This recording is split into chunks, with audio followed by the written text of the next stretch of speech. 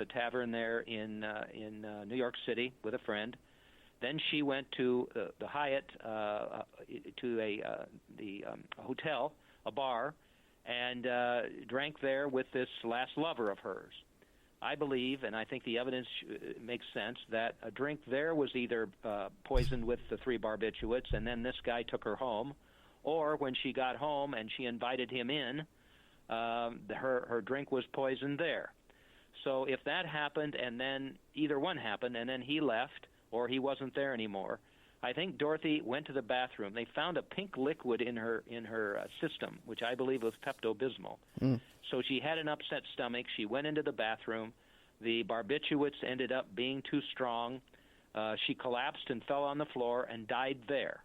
The next morning, the butler went in there, found her, went and told the husband, and in between then, the time when he found the body and told the husband, and when the police came, the body was transferred, I believe, by the husband into that bedroom where the hairdresser found her and where the police found her in the middle of the afternoon. And then there was a separate raid by the FBI. They came in there in between the time that the hairdresser found the body and when the police came. Brenda, Dorothy's butler's daughter, said that FBI agents came into the townhouse and confiscated all of her documents, and I think that's where her JFK file went.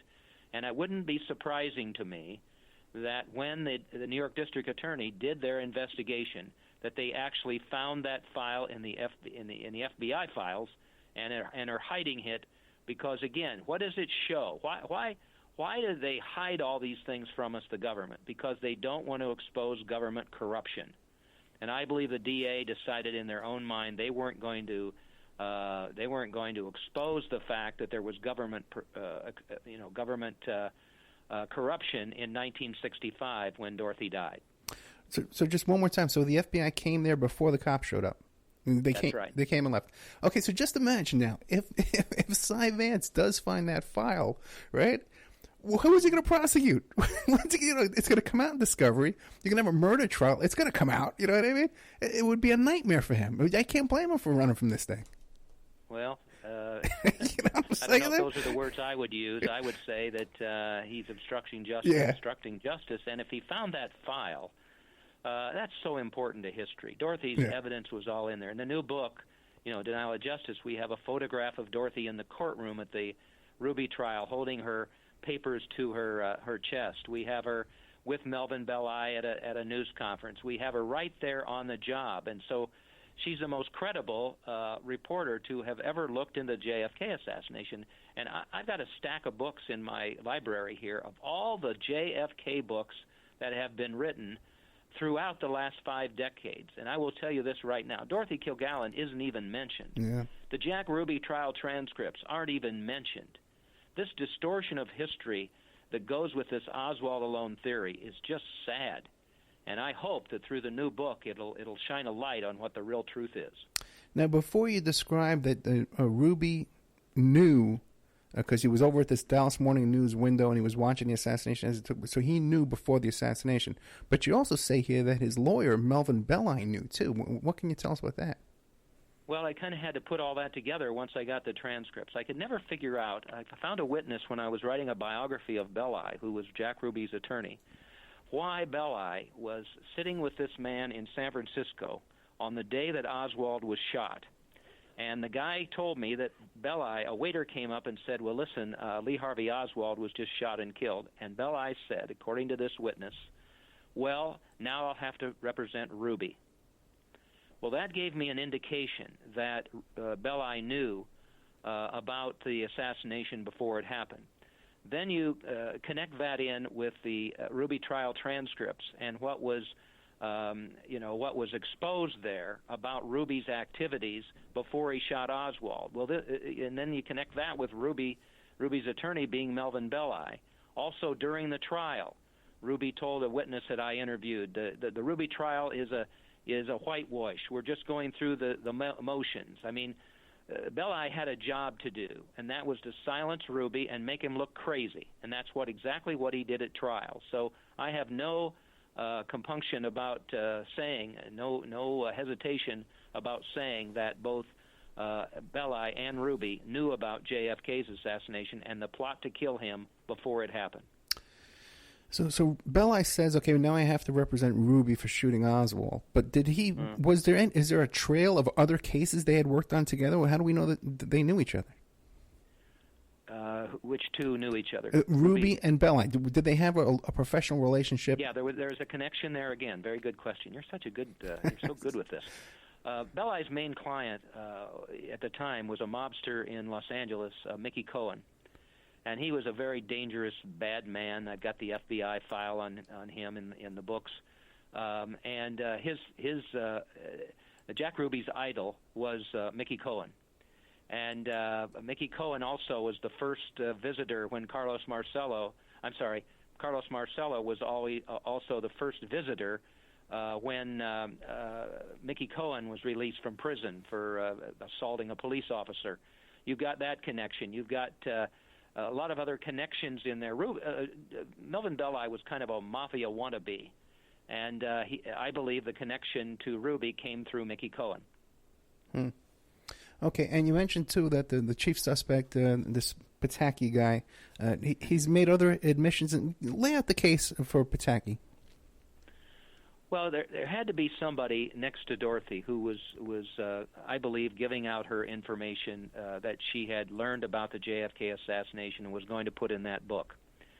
It's interesting because, Dorothy kept that all to herself. She didn't keep a copy of her files and all of that, but she had all this information. Well, this Pataki kind of conveniently got into her life. He was much younger than she was, got into her life in somewhere around the summer of 1965. And she shared with him some of the important information that she had gathered through all of her extensive investigation into the JFK assassination. So he's in the perfect position to have learned everything she knew. It's interesting because when I met with the Richard Ramos, the investigator on Dorothy's death in June of last year, one of the first things he said to me is, he treated Dorothy as a victim, and then he said, boy, I have some real questions about Ron Pataki.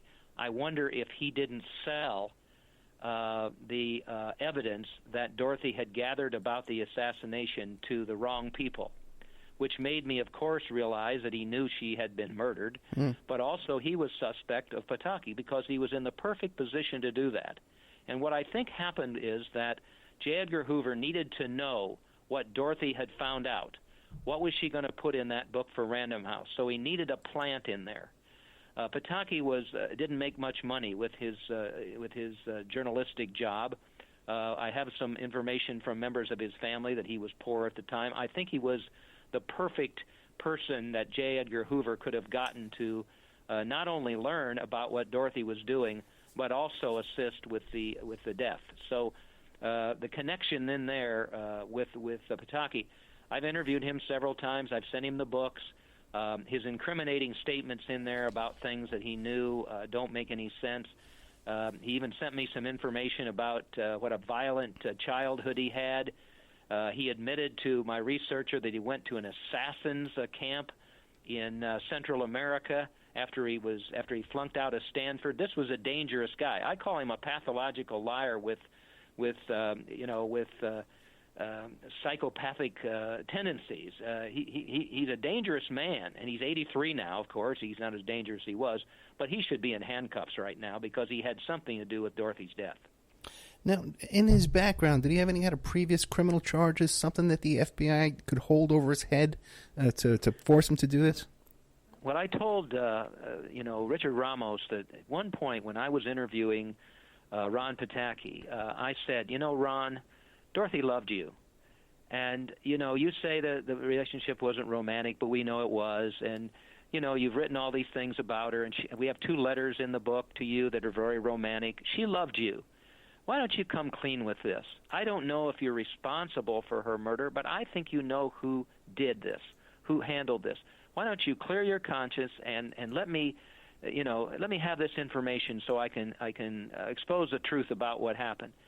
And Ed, you're a private investigator. You know when this happened. There was a pregnant pause for about, I would say maybe a minute or so, maybe even 2 minutes. And I thought he was going to tell me what happened, but he didn't.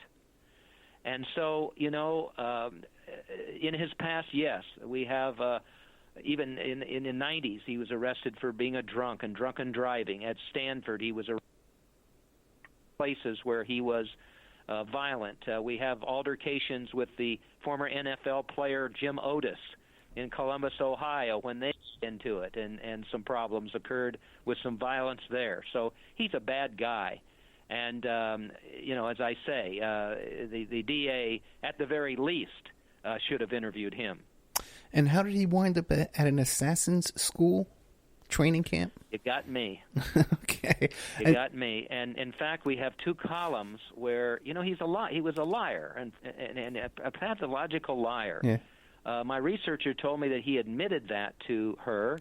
And then there are 2 columns he wrote in his Columbus, Ohio newspaper saying at the same time he was in Paris or London or whatever, and when she asked him about that, he said, I just wrote those columns so that it would cover up my actually having been at an assassin school. Now, I did my research. You're probably going to wonder about that. And there actually was an assassin school. I think it was in Guatemala, where the United States trained insurgents to act against their governments in Central America. Now, there's no proof that Pataki was there, but he says he was. Yeah, I think it's called the School of the Americas. I think that, exactly. You're right. Yeah, no, exactly. Well, I'm up on my assassin school. I try and keep up with these kind of things. You are. Listen, let's take a commercial break. We're with Mark Shaw. That's just such great stuff, Mark. This is really, really, and I could tell you're so passionate about this work too, Denial of justice. I am, and I want to share it with you because you've been so kind to have supported me with my crusade here. Thank you. No, thank you very much. Yeah, I got to strike while the iron's hot. So as soon as I saw you, I said, let's get him back. MarkShawBooks.com has all of his books, and the guy's got quite a few books here. Why don't you give us a rundown of all the different books you've written?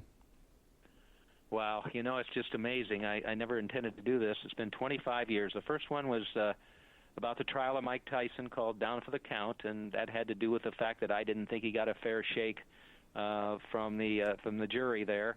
And then I've just continued on writing biographies of Thomas Merton, of Jonathan Pollard, of a German woman who was imprisoned at the Ravensbrück camp during the Holocaust, and then just 4 books now on the JFK assassination: a biography of Belli, The Poisoned Patriarch, which is about Joe Kennedy and the corruption that I told you happened with winning the '60 election, and then then The Reporter Who Knew Too Much, and now Denial of Justice. I just did a show about the murder of Thomas Merton. Not the murder. There wouldn't be a murder of Thomas Merton, but there would be some new evidence about how. Okay. A lot of people do believe he was murdered. Yeah, because it was just suspicious. Yeah, with this business about the electrocution, all that kind of stuff. That's right. Yeah. I would like to know more about that. I'd like to watch your program. I'll send you a copy of the show. I'll send it. Would you please? Yes, the link on that. I'd love to see that. Very interesting. It is I've always felt that may have happened too. I wrote about his love affair with a student nurse half his age, and boy, did I get assaulted for talking about the human side of Thomas Merton. I thought I was going to get murdered. The other guest said the same thing, too. This guy's a beloved, I guess he was a monk, right? Or no, he's Catholic. Yeah, Catholic monk. Famous Catholic monk, yeah. Okay, great. Let's take a little commercial break here with Mark Shaw, MarkShawBooks.com. The book we're talking about today is Denial of Justice. We're talking about a little bit about everything. You can find more details on this at DorothyKilgallenStory.org. And you can meet him in person at the Commonwealth Club in San Francisco on December 4th. We'll be right back with more of Mark Shaw right after these messages. And now a word from our sponsors. Check out CartKing.com, 877-986-7771. Have you ever thought about opening your own mobile cart or kiosk business? Perhaps your current business wants to add multiple point-of-sale locations across the country quickly. Maybe the facility you manage could kickstart revenue by adding coffee, food, or retail services, like let's say you own an office building or a warehouse. Put one of these carts there in the lobby. Well, CartKing.com can be the answer to your needs. CartKing.com is a North American designer and manufacturer of the finest mobile retail coffee and food carts and kiosks money can buy. For 20 years, CartKing.com has been working with clients and corporations across America